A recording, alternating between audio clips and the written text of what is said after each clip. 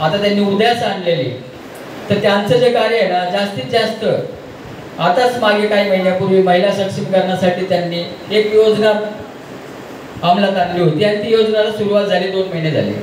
असे अनेक कार्य आणि प्रत्येक सोमवारी त्यांचा अन्नदान भंडारा चालू असतो.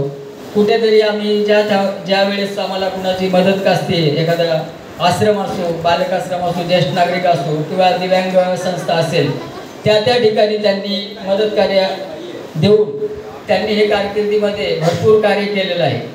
तर त्यांचं जे सन्मानपत्र प्रथम आम्ही सुरुवात करतो सन्मानपत्राला. तर सन्मानपत्र डांगे साहेब आहेत, या ठिकाणी डांगे साहेब गायकवाड साहेबांना सन्मानपत्र देऊन तोपर्यंत आमच्या मनीषाताई यांना काही 5 मिनिटं बोलायचं आहे.